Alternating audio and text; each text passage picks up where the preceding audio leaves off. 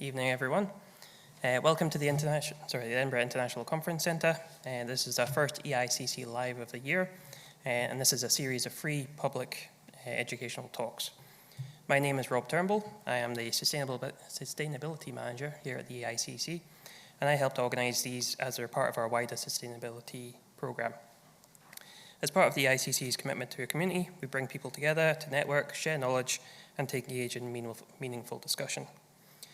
This is part of our overall vision, which is to create an environment which inspires ideas that change the world. This evening, we're delighted to be joined by representatives from the Pensions and Lifetime Savings Association, who have just been chatting away for the past few days on the future of pension investments.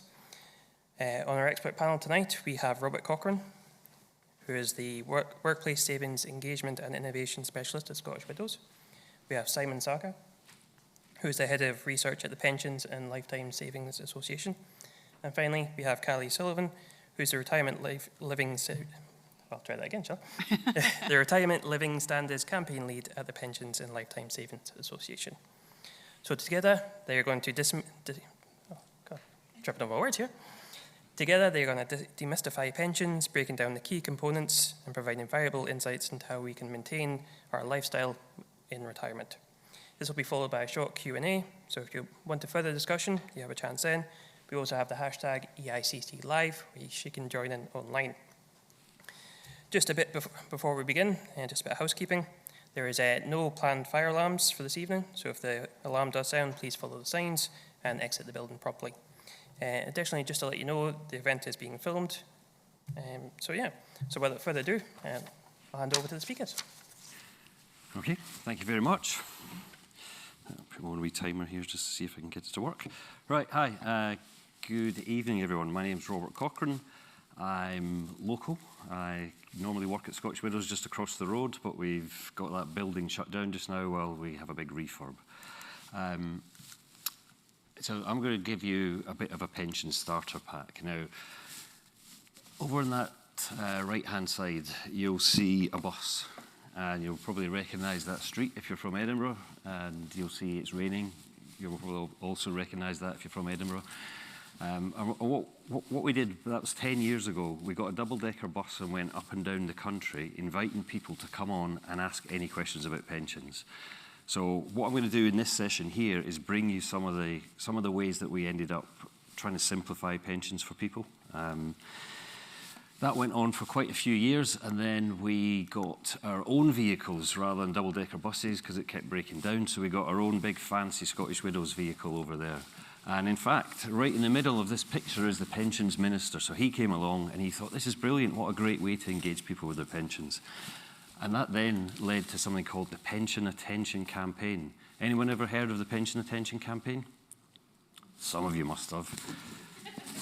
I'm actually wearing a t-shirt, so I love it, right? I'm a big fan of the Pension Attention Campaign, and that's in September. You'll normally see a big focus and a lot of activity around pensions. And we took a lot of that learning, and we were trying to work out how did you get people to engage in the pensions, and we kind of summarised it into 3 questions. What have I got? Is it enough? And what can I do next? And that was probably about 7 or 8 years ago that we actually got it down to that. And me and my team go around employers all over the country still to this day, turn up at various different, we look after pension schemes for people like Jaguar, Land Rover, for Ford, for lots of big companies. We'll turn up there and we'll run sessions, Volvo through in Motherwell, we'll run sessions for their workforce just to get them up to speed with their pensions. And we tend to follow this kind of a format. So my very first question, what have I got? So you don't have to tell me the answer to this, but let's just have a show of hands. Do you know to the nearest £1,000 how much you've got saved in your pension? Hands up if you do. Probably about a third, right? Okay, so great. The rest of you have come to the right place. This is about trying to work out what it is that you've got in your pension. And that's your starting point, right? So once you know what you've got, then you can go, well, is that a good number? Is that a bad number? Am I on track for something? Am I not on track for something? Because lots of people have just got a number, but they don't know what that number means. So that's what we're going to run through today. And I have another question for you. How many pension pots do you have? Now, there's a range of options here, so hands up if you've got no pension pot whatsoever. Whew. That was a good one. Okay. Hands up if it's just one pension pot. Okay, a couple of you have just got one. Is that because you've worked in one place? Yep. Brill. Okay. Or maybe you've been self-employed, or maybe you've gone and done something with all your pension pots. How about 2 to 4? Okay, the bulk of you are in that bracket there of 2 to 4.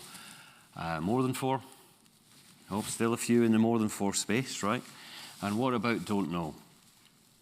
Now, you see, this is one over here, but this is mainly self-selectors. The people that come along to an event like this know a bit more about pensions than all the people that didn't come. Interesting, right? So a big issue just now that's getting more and more of an issue is people not knowing what it is that they've got. Because, right, they've got all different kinds of pensions. So over here, you've got workplace pensions. We've had 10, 11, 12 million people enrolled into workplace pensions. And every time they change jobs, they get a new pension. So there's lots of people building up pension pots all over the place.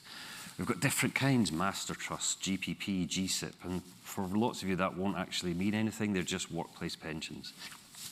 You've got personal pensions, you've got SIPs. You've got defined benefit schemes. There's quite a few older people in here. You've probably got defined benefit schemes. I've got a bit of that from Scottish Widows, in fact. And some of you will have some of that, and also a state pension as well. And most people aren't really all that au fait with the state pension area either. So what have I got? First question. And interestingly, now these figures are slightly out of date, but the thing is they've got worse. So the Pension Policy Institute reckons that there is £26.6 billion of lost pension money. So that's where people have moved all their jobs and they've left that pension money behind, and the pension provider no longer has an up-to-date record. So this is a big issue in the UK. So 2.8 million people with lost pension pots of 9,500 on average. Now, if you go over to the Mound, there's a money museum at the Mound. And in it, there's £1 million in cash. If you've never seen £1 million in cash, you can go over there. And I filmed over there just before summer, just at the end of the summer, to try and get people to think about how much £26.6 billion is. So when you see me standing with £1 million, it's 26,600 £1 million pots lost all over the country. So that's how much they say is lost. So big numbers. So it's worth you thinking about maybe if you do have any lost pension pots. And the government actually have a pension tracing service that you can use. You just need to know where you worked, and you need to know what your address was then. And if you've got married, you probably, and your name changed, you have to think about what your name was at that time as well. So that's been quite a big challenge. And why do people lose track of their pensions? Well, when they move house, they tend to tell their bank, they'll tell their mortgage provider, they'll mostly tell their family, as long as they're in good terms with them. They'll tell their friends, and they'll tell their doctor's surgery. Pension companies quite far down the line. And we do a lot of work trying to trace people's old pension pots, but that's one of the reasons why we see lots and lots of people actually losing their pension pots. But not many of you put up your hands, as in don't know. At Scottish Widows, we've been trying to make pensions a little bit more fun, a little bit more engaging, and we created something called the Pension Mirror. And there's a QR code up there, so feel free to scan that QR code. And I don't know what the internet's like here, but if you can't get in today, all you have to do is just type in Pension Mirror. What this does is it allows you to start thinking about what you might have in a pension. So what it does is it takes a Snapchat filter which guesses your age. So first of all, people quite like doing that, particularly as they come out younger. Not so much as they come out older. I can just tell you that the main driver is natural light, so it's probably not the best place to do it in here. There isn't much natural light, but this is one of the ways that we're trying to get people connecting in with their pensions. So 50,000 uses a month, and it's been winning awards all over the place. It just won another award just the week before last.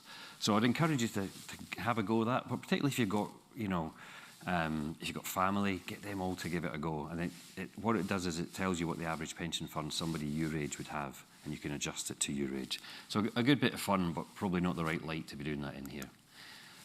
So that's what have I got. So the first stage to doing any kind of pension planning is to work out what you've got. Track down those pension pots and work out what it is that you've got. And the next thing is it enough? And the session that we're just going to come on to in a few minutes is going to focus a bit about how you do is it enough. So how much income will you need in retirement? So that's what Sam's going to cover off next, how much you'll need in income in retirement. But I also want you to think about the other key determinant of pension in retirement is how long are you going to live? So have you all got that date in your diaries? Maybe not, right? All I want you to think about is that you probably, look, whenever we do this research, people always underestimate how long they're going to live. And just to give you an idea of how much it's been changing the length of time that people live, you'll know that when you reach 100 in the UK, you get a telegram from the monarch. So it's been King Charles since 2022. But it started in 1917, so just over 100 years ago. And when it started, King George sent out 24 of those cards.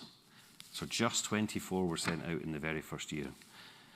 By the time Queen Elizabeth went on the throne, it was 273. So a tenfold increase over that time period.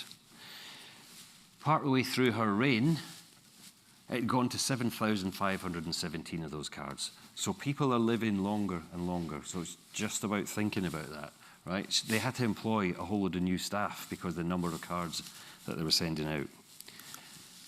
And by the time we got to 2020, 15,120. And now you don't just get a card when you're 100, you get one when you're 105 and every year after that.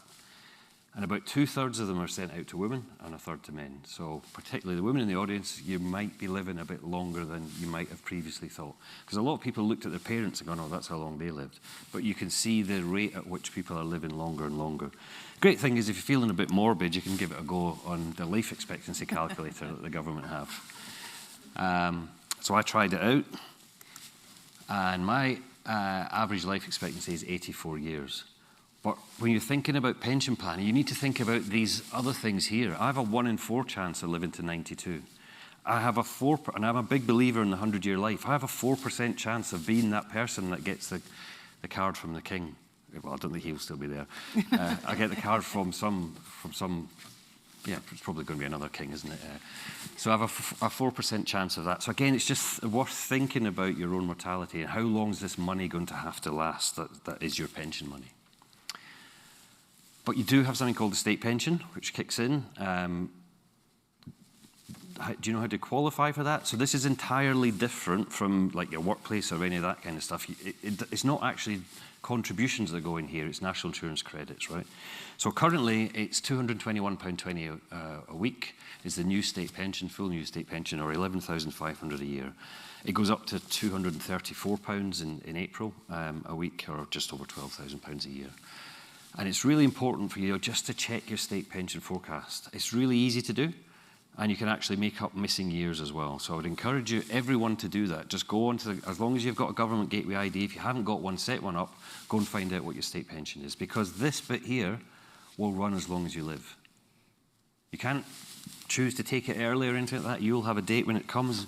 Mine's 67, but worth your while checking what you're going to get. And then when you're thinking about planning, then this is a key determinant. Most people have no idea what they're going to get from the state pension.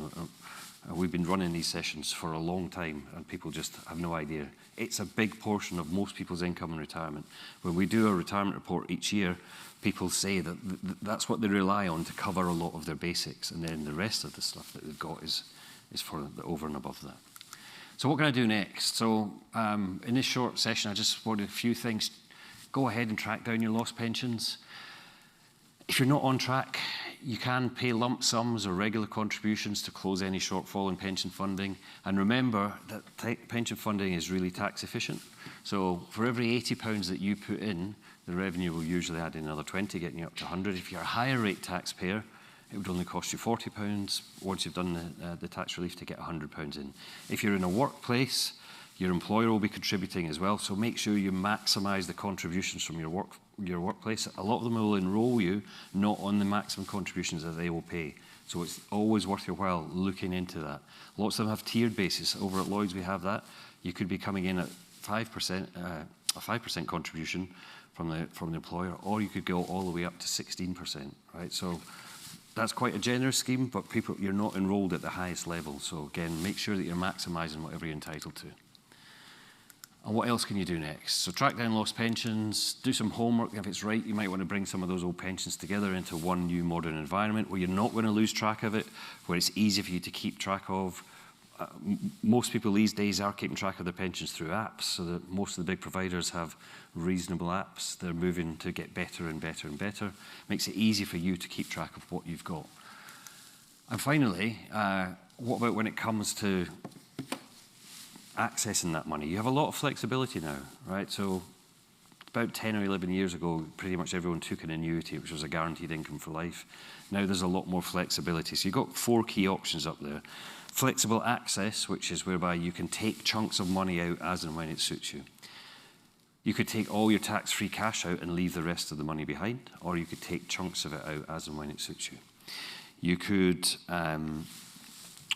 buy a guaranteed annuity, and annuity rates are really good just now. So a few years ago, annuity rates were really low because there's a link to interest rates. Because interest rates were so low, annuity rates were fairly awful, right? In 1 year, they went up by 40%. So something to keep an eye on for when you're coming to access your income. So an annuity is whereby you hand your money over to a provider like Scottish Widows or Standard Life, and they'll guarantee you an income for the rest of your life. A couple of things to watch out there. A lot of men buy single life annuities and they're married, so when they die it stops, so that's probably not the right thing to be doing. We do a whole lot of work for women in retirement, trying to make sure that it's a discussion that you have as a family before somebody goes and secures that annuity. And the second thing is, a lot of them are bought level, whereas your state pension is escalating. It goes up each year by the triple lock. You can do that with annuities as well. You can buy annuities that go up each year. Because if you're going to be living to 92, what you're getting at 62 is not going to be a lot of money in 30 years' time unless you build in some escalation. You can take it all as cash. If you've only got 5 grand in your pension, that's probably the right thing to do. If you've got 500 grand in, there we go, just about done. If you've got 500 grand in, it's never going to be the right thing to do. If you've got 50 grand in, it's almost never going to be the right thing to do, because you just need to work out, look at the tax that you'll end up paying. And the third thing is, you can leave it for now. If you don't need the money, even though you've got to your retirement age, you can leave it and it will still grow within the pension environment. So we're going to be around for questions later on. That was just a quick run through. What have I got? Is it enough? And what can I do next? Let's go into, is it enough in a bit more detail now? Thank you. Thanks, Robert. Thank you. So Robert has given us many useful insights there to help thinking about planning for retirement. So I'm going to share with you the work that the PLSA has been doing to help people get a better understanding of life in retirement, and more specifically to get a better understanding about life in retirement, the different living standards. So how do you assess whether you're saving enough for retirement if you don't know what retirement will cost? It's quite a challenging question, as we all have different needs and circumstances. But we needed to give people something simple that would be a useful guide. So when we searched for solutions, we found that the Joseph Rowntree Foundation had been working with Loughborough University for over a decade, producing something called the Minimum Income Standard. Now, this sets out what people living in the UK need for a minimum socially acceptable standard of living. It covers a range of different working age households as well as pensioners, and it's highly regarded and used by a number of organisations to inform their thinking and policy related to the living standards. It sets out a vision of a minimum living standard that the general public think that people in the UK should have.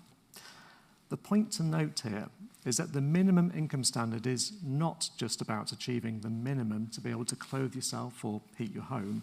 It's also about being able to participate in society and to be able to have choices in society. So we started to work with Loughborough University to develop the approach and investigate living standards above that minimum income standard, as we know that to be useful, we needed to give people a guide to living standards that are higher than what the minimum income standard can provide. So this involved detailed research discussions and deliberations with hundreds of people up and down the country, exploring the concepts and details of different living standards. When you discuss with people what they want in retirement, by and large, they don't have fanciful ideas about sailing off into the sunset on a yacht, Not that there's anything wrong in that, if that's your retirement dream, but people tend to have more grounded expectations and desires, and a realistic acknowledgement that achieving every aspiration for retirement may not be feasible. But a fundamental core to the public's expectations about retirement is security. It's the foundation for all the living standards. That means meeting your basic needs, having security, and peace of mind. Now, the next common concept that people discuss is opportunity, and that's the opportunity to do the things you'd like to do in retirement, many of which have financial implications. There are lots of activities you can do in retirement that are free, but there's also lots of things that people want to do that have a cost. And so accessing a wider range of opportunities has a financial cost.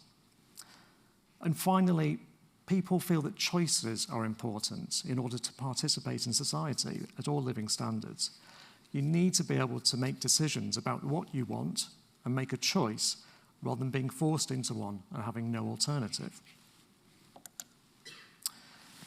So all these themes are picked up by the definitions that the public agreed for the 3 living standards, which are called, as set out there, minimum, moderate, and the comfortable. And really, it's the descriptions of the living standards rather than the names of the standards that are important. So the minimum standard of living is more than just food, clothes, and shelter. It's having what you need in order to have opportunities and some choices necessary to participate in society. And note that people recognise that it's not unbounded or limitless choices and opportunities. Moving up to the moderate standard, that's between the minimum and the comfortable, it means being able to access a range of opportunities and choices, more than at the minimum, and having a heightened sense of financial security. It also gives you the option to do some of the things you want to do, but not all that you'd like to do. Then at the higher level still, the comfortable living standard offers a broad range of opportunities and choices, more peace of mind and flexibility to do a lot of the things you'd like to do. Now, that obviously sets out 3 possible standards of living, but we're all likely to have different circumstances and needs. So if you think of it as a kind of journey, we're setting out 3 different destinations, but it may be that your destination may not fall within one of those 3 standards. It might be between 2 of them, or it might be beyond the comfortable destination that was set out there. There's no one-size-fits-all, but it enables you to start thinking realistically about what's right for you and your circumstances.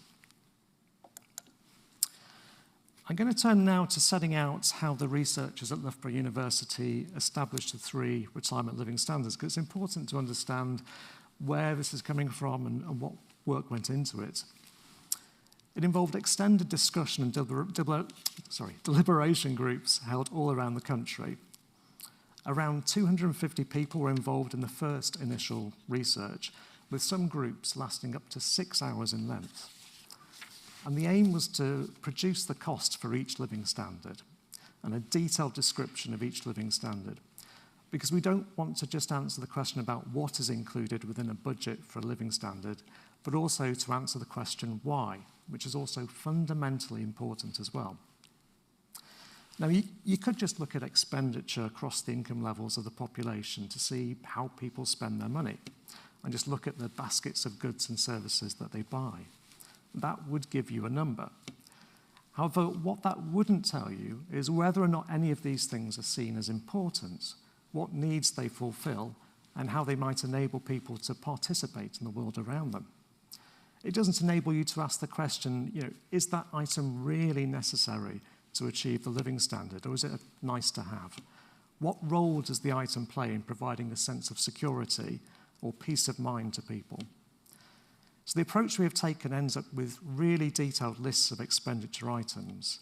It provides baskets of goods and services, but we also end up with reasons and explanations as to why these things are important and why they are needed in order to achieve each of the living standards. And it also provides reasons the living standards look different to each other. And so that why question is really, really important.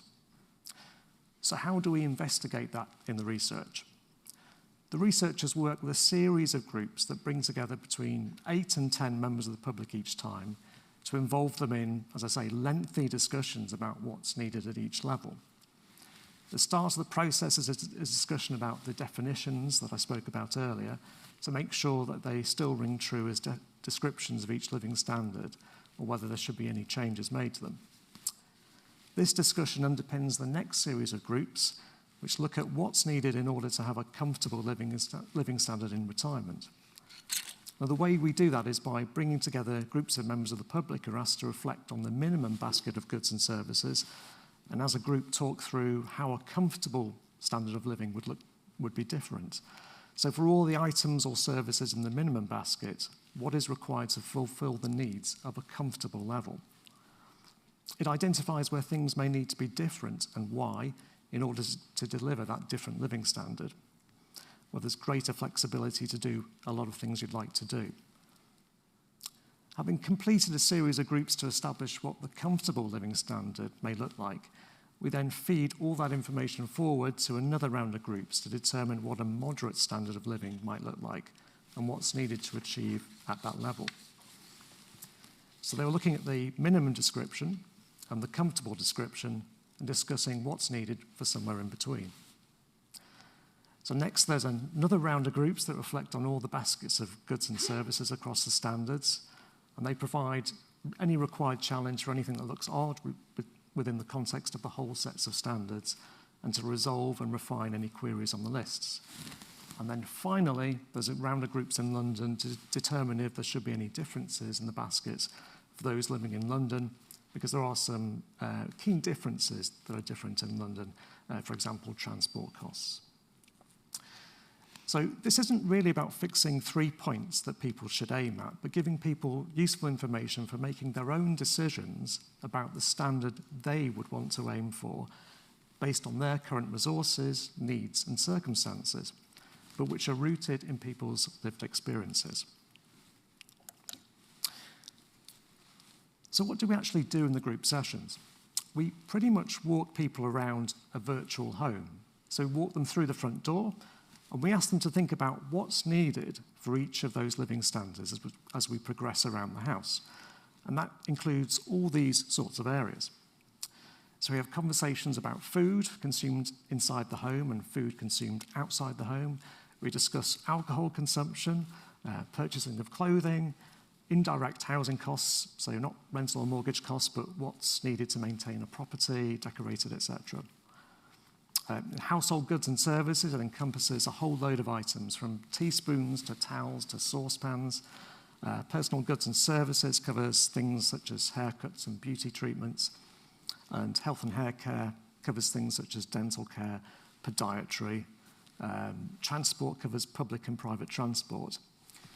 And then we move outside the home and think about what people need in order to meet these living standards in terms of activities.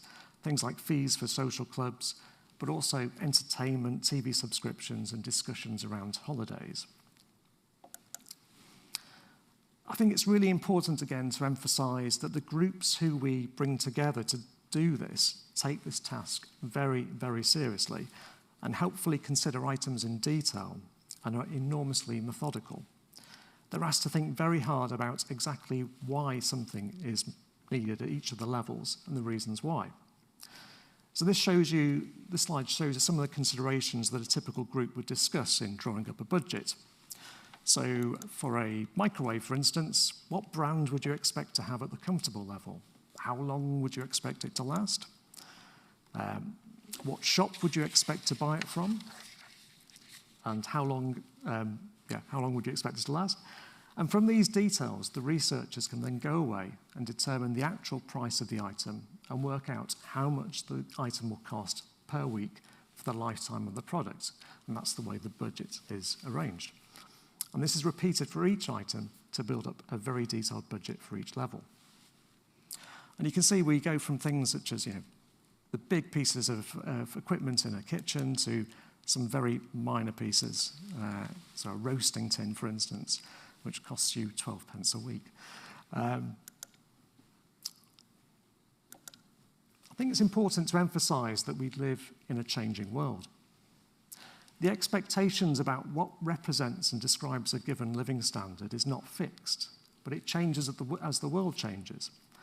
So things such as technological developments can and do shape and affect shared views and expectations about living standards. So instead of relying on descriptions of living standards from a single fixed view or a single fixed point in time, we believe it's crucial to build in regular research with the public to ensure we capture the impact of social, economic, and technological change. So the resulting retirement living standard budget reflects the world as it is now rather than what it was at a fixed point in the past. So since we started our research, we've seen the departure of DVD players from the budgets, the inclusion of smart speakers, and the inclusion of streaming services as a core part of each budget. In order to keep the retirement living standards up to date and relevant to our lives, we undertake a cycle of research, which involves research for the general public and those very detailed discussions in some years, and we combine that with some years where we take the existing budgets and uprate those by prices, or uprate those prices by an inflation measure, so they're always up to date. So I just wanted to give you a flavour of some of the more recent discussions that we've had with people.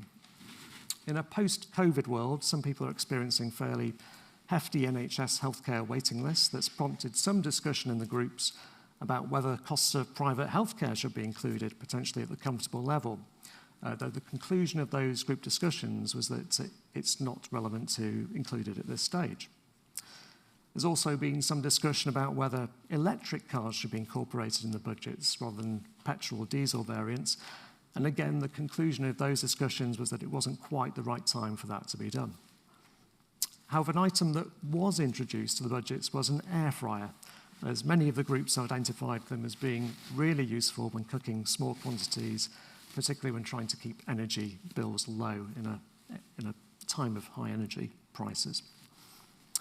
And then finally, just to give you an example of one of the more mundane discussions, there was a greatly detailed conversation about whether there should be an allowance for 2 doormats or 1 doormat in a home. So, you know, these really are very, very detailed discussions. The groups go into a lot of detail on our behalf, and we're definitely thankful for them for that. So now for my final slide. Here are all the retirement living standards set out for you.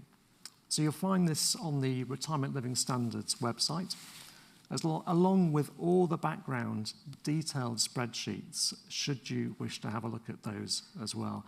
And you definitely don't need to, but believe it or not, some people do, and they tell me how they compare to those detailed spreadsheets. Again, I'm not encouraging you to email me to tell me that as well. The first column of figures indicates the amount of expenditure required for the living standard for a one-person household. So minimum 14K, moderate 31, and comfortable 43. And on the right-hand side are the costs for a two-person household. Minimum 22, moderate 43, and comfortable 59. As you can imagine, there are some budget items that are pretty much the same regardless of the number of people in a household. So the two-person household gets to share those costs where the one-person household doesn't. So the minimum 14,400 single-person expenditure is above the amount of the full state pension, but the expenditure of 22,400 for a two-person household at the minimum can be achieved on the state pension alone if both are in receipt of the full state pension. So that wraps up my explanation of the background to the RLS, but to shed some more light on the detail of the standards and how they can be used, I turn to my colleague, Cali. Thank you.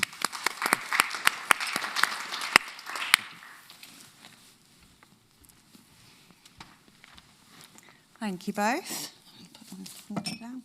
So we're going to continue on the journey a little bit, and we're going to look more into the basket of goods that Simon's already mentioned. So we've heard on the basics of pensions, we've heard about the retirement living standards as levels, but what does that actually look like for you? What does your future self see? So where are you in your retirement journey? So before we dive in, I just want to get a show of hands. Robert's already kind of done this already, but is anybody already at retirement here? So we've got a couple. Who is nearly there, just shy of being retirement. And those who are sort of in their mid-journey. Have we got anybody who has not even considered their retirement journey, not got a pot? I think you've got a pot, but not considered it. Okay. So there's a real mixed bag in the room. And that's what the retirement living standards is about. It's looking at it from your own personal point of view. So no matter where you are in your journey, clear communications around pensions and retirement is absolute key. So we're going to go through how you can bring the retirement living standards to life and how you can visualise the elements for your own. So what does retirement look like for you? Does anybody want to shout out about where they'd like to be at retirement? Are you looking at holidays, spending time with family? Do you still have a car? Do you still want to drive? New hobbies? This is all kind of in those basket of goods when we look at the retirement living standards, as Simon was saying. But it boils down to even your entertainment. So if you're socialising with friends at home, what does a festive religious holiday look like to you? It goes right down into that real minutiae of the detail. So there's a lot of differences between the 3 different levels, but there's also similarities, like Simon said. And the RLS is here to help you picture what that looks like in reality. This is where good communication and engagement really comes in. So we're going to take a look at some of the items within the basket. And one of our favourites, and most of the public's favourites, is holidays. So these are the 3 different levels when it comes to holidays: minimum, moderate, comfortable. And what we found within the research groups and the sessions we held, a minimum holiday is 1 domestic holiday a year. So it's a holiday within the UK. And it's £412 per person for the holiday and £103 per person when it comes to the spends. And then when we move on to the moderate, you've got 2 holidays. So you've got a 2-week all-inclusive holiday, wherever you like, within the budget of just over £1,000 per person.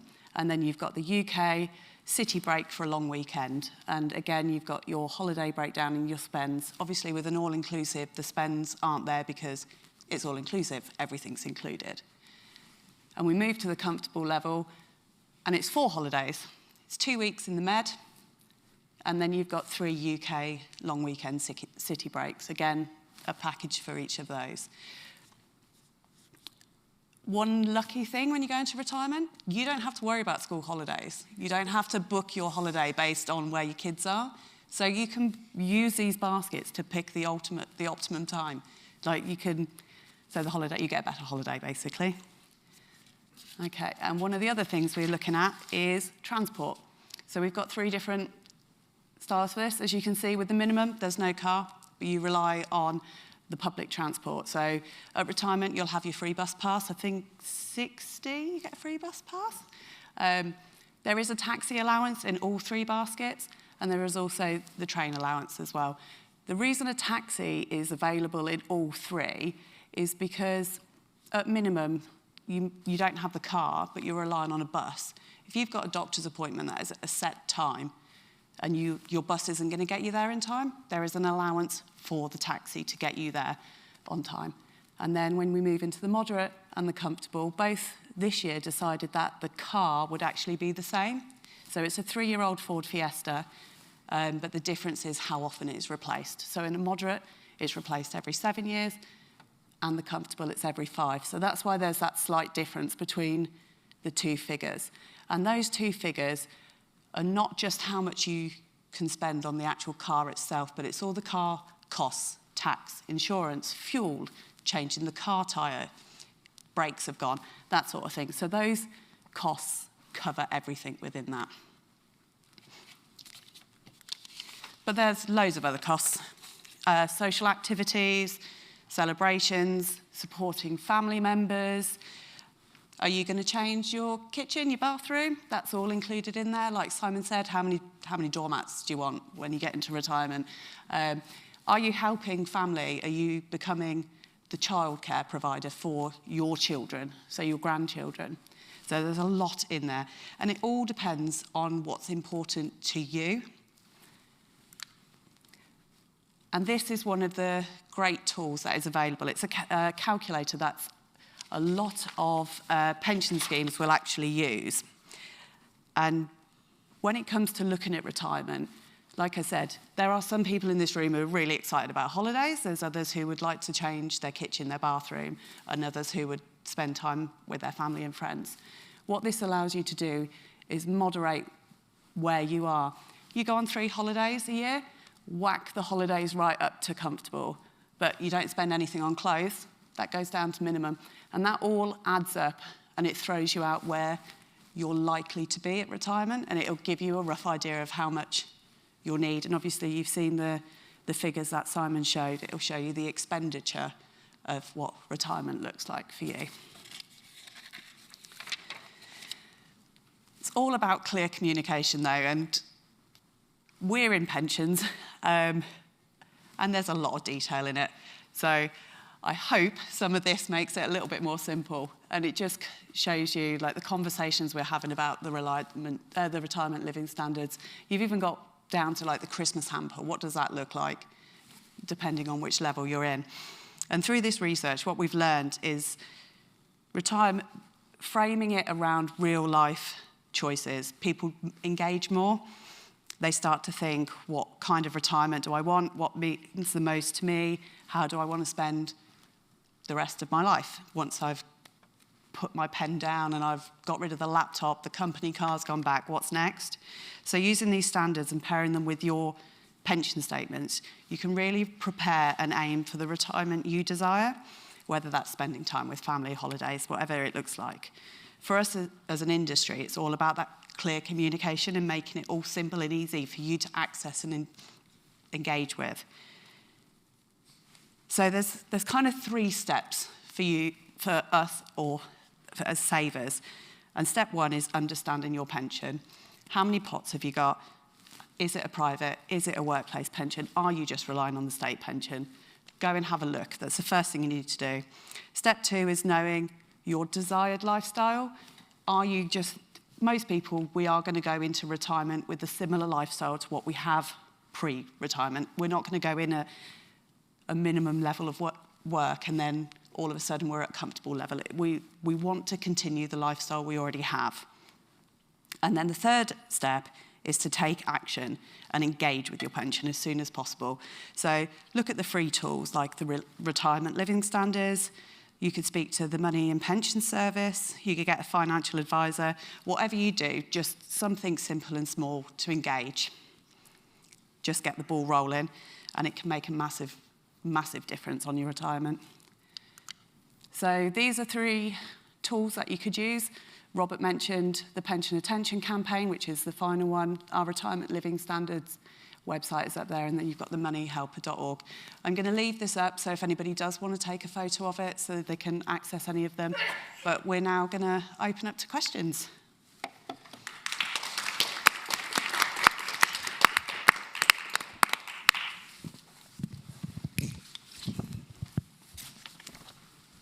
Does anyone want to kick off with a question?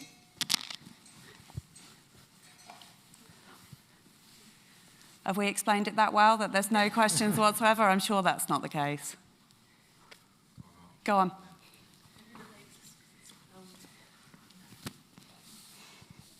Thank you. Thanks for the presentations. Robert, you mentioned transferring and consolidating pension pots potentially. How do you know what's the best place to put them? Well, as I'm sure you know, I'm not allowed to give any advice, but I can give you a little bit of guidance. So when it comes to looking at, there's a couple of things to think about. So if you're in a workplace scheme, it's likely that your employer's negotiated a really good price on that scheme, so it's likely to be better charged than you could get yourself. The only knowns, really, you don't know exactly what you're going to get in investment returns. The only knowns are the charges and your experience to some extent. So a good place to start is if you're moving around employers, maybe move your pension into the one that you either really like or the one that's got the lowest charge. That's probably what I can safely say. Things like a couple of you had defined benefit schemes. You can't move the final salary pension money without getting any advice. And this isn't advice, but it wouldn't be a good time to move it just now, just based on the way that the valuations are working. Thank you. Any more questions? Yeah. The online annuity thingamajigs where it comes up with the current best buys, there are 6 that come up, seem to be all the time, and obviously they're varied depending on the markets. Are there others out there that, as general public, you don't get unless you actually use an IFA? In other words, are they accessing other providers for annuities? I think most providers are on things like the retirement the retirement platforms. There's a full range. I mean, I think probably what they're normally doing is just showing you the top rated ones, and there'll normally be a list that goes all the way down. But most of those systems will be trying to find the best rate in the markets and just illustrating them back to you. The thing to watch out for, though, as I say, is do you need escalation on it? Do you need it to grow each year? Do you need widow's benefits on it? An advisor won't charge for advice on that as such because it's usually within the policy. So, I mean, it's worthwhile speaking to some of the annuity brokerages. Yeah, the ones that you can do online. Is that a good route to go down? Yeah, that's a good route. But also, it depends. So, for example, if you're Scottish Widows and you've got a workplace pension with us, if you phone us in, we'll actually do that for you. We'll use a third-party whole of market search for it, and it won't be a Scottish Widows annuity you get. It will just be the best rate in the market. So it may be that your provider who you're currently with already offers that as a service. All right, so they would offer other solutions yeah. other than their own. So it's worthwhile asking that question, but most of the big providers in the market, that is how they'll work. They won't just say, hey, we've got a rate, it's nowhere near the best in the market, we're just going to put you into that. They'll have independent brokerages that they use and offer that up to you. Right, okay, thank you.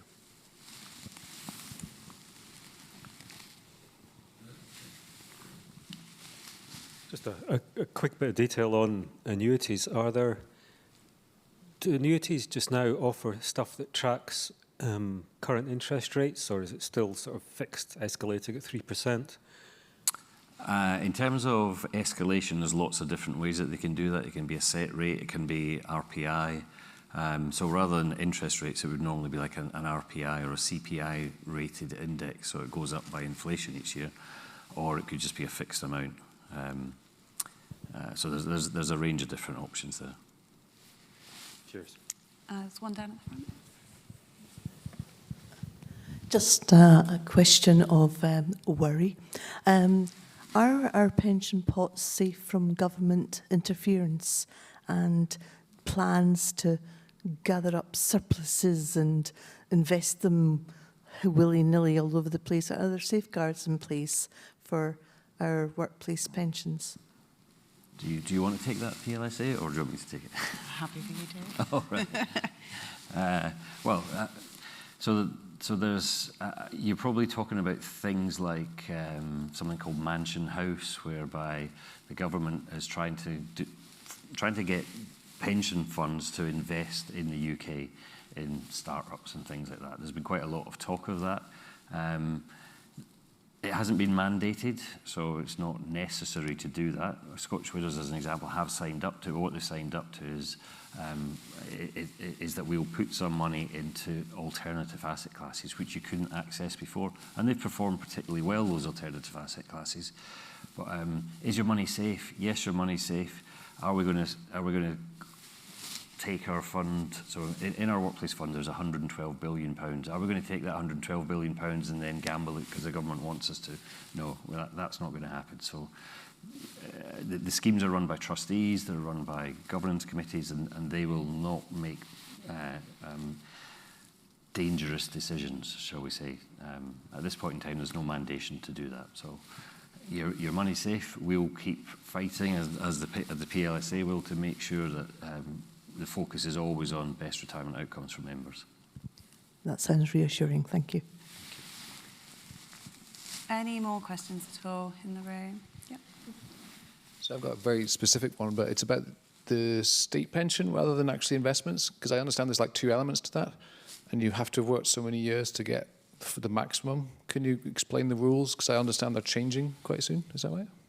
I don't think there's two elements to it now. So there used to be, what you have now is something called the new state pension, which has been in place since 2016, I think it is. And when that came in, it moved to just one flat rate. Before that, you used to have extra amounts that you could have, and it was really complicated. And the idea was to make it to a really simple one that everyone got, which was the basic new state pension. Now, how do you qualify for that? You need 35 years of national insurance contributions. To get anything, you need a minimum of 10 years of national insurance contributions. And how you generate those national insurance contributions isn't just through earnings. So there's a misconception. Some of the right-wing press, or some of the press, are always having a go at this stuff, right? Saying, "Oh, I've paid into this all my life. Where's my?" That's not how it works. It's credit. So, if for example, you were a carer, or if, for example, you were receiving child benefit while you looked after children, the changes that came into play meant that would also qualify you for national insurance records contributions. So, what you need to do is go on the government website with your government gateway ID, and it's really, really simple to do. You just go in and say, what am I on track to get and when? So there's a calculator in there. It will show you all the years that you've accumulated national insurance contributions, and then how many more that you might need to get before you'll get a full state pension. And it will show you the date when your state pension comes in. And as I mentioned, you can actually go back and make up for lost years. Now, normally you can only do that going back 6 years. But you have 3 weeks left in which you can go all the way back to 2006. So if you can get through in the helpline, that's the only issue, because Martin Lewis has been banging this drum and saying, go and do this, go and do this, go and do this. So they put an extra year on, so this has all been an extra year, but there's still people trying to do it. And it's almost always worth your while to do it.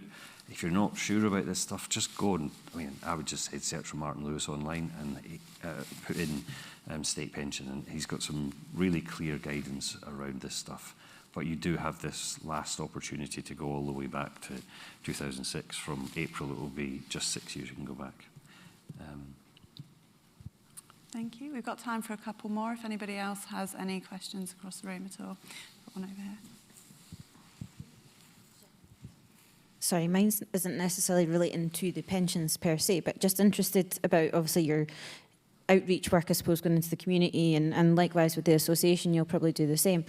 You've done that around the country, and you've been speaking to probably people of adult ages and things, but we hear more and more that kids these days don't know a lot about money and how to manage money and what to think about at teenage years and when they start in work and things. Are you doing anything about or around that sort of age group, just out of interest? Well, Is that aimed at anyone? Yeah. Do you want to go? I'll go first if you like. What you think, right? Okay. So yes, we obviously Scottish Widows is part of Lloyds Bank, Bank of Scotland. So through the banks, we do some outreach programs into schools, do some quite good fun stuff in there, trying to improve financial education. And through Money Helper and the government sort of backing, there is an ambition to improve the level of financial education in schools. But once they get out of that, where do they go to get their information? They're not really coming to Scottish Widows, even though we'd love them to. They're definitely not going to PLSA. No. They're going to TikTok, aren't they, right? That's where it tends to be the kind of place that they would go. So as of last year, when we did our pension attention campaign, it was our first experience of actually going and taking TikTok as our primary channel. And between September and November, 176 million times impressions we got out there, because young people are on it all the time, right? They're on it all the time. And the challenge is that a lot of the information that's on there isn't reliable.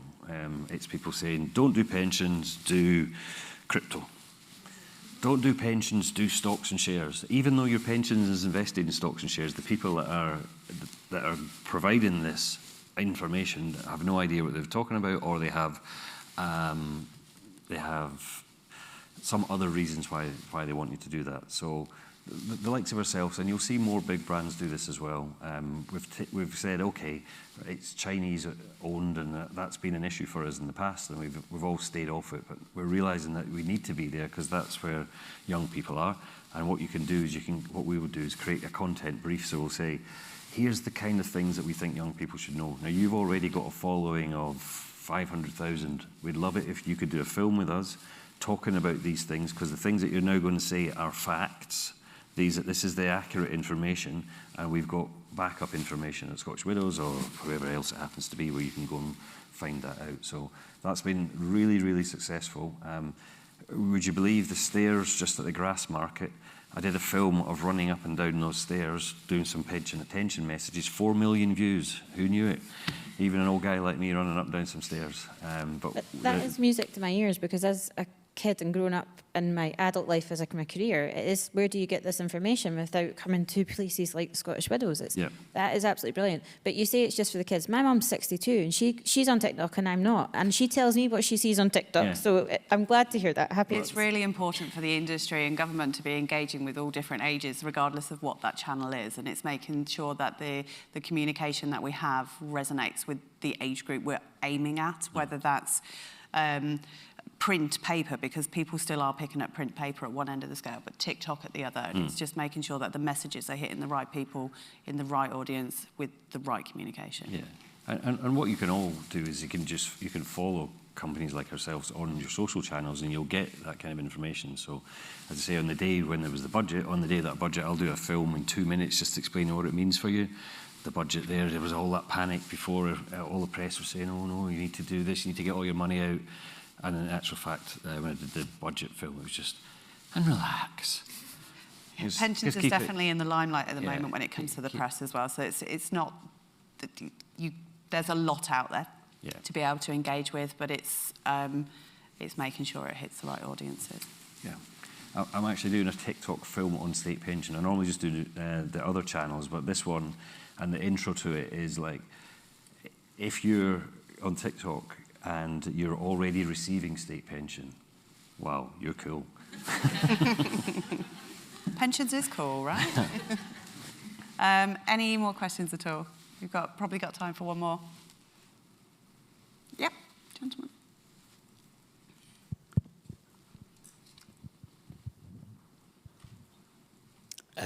One of the main pitfalls that people fall into in pensions is probably not being engaged with it. Hopefully we've all avoided that by coming tonight.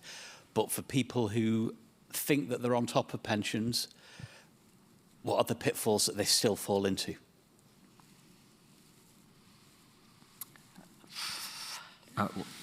For me, what I see a lot is people focusing on their pension pots and not focusing on their retirement.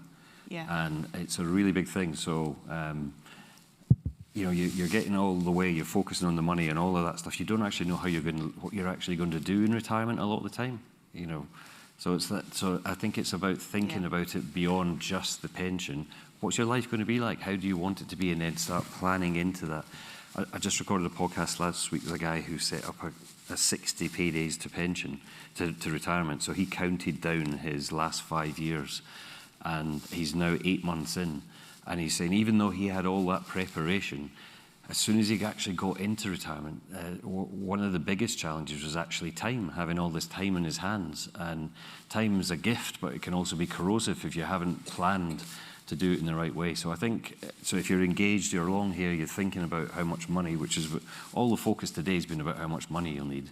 It's thinking beyond that to how am I going to live? What am I going to do? How am I going to make sure I'm happy in retirement? So I think one of the biggest pitfalls is the engagement, and that's something that obviously it's been making sure that everything's simplified. But if you're already engaged, like Robert said, it's just making sure you understand, like knowing with the retirement living standards, those 3 different levels, that's an expenditure, it's not an income. So that's how much your people are likely to spend in retirement, and that's why there is that the pick and mix sort of lifestyle. You might have the holidays, but you might not have something else.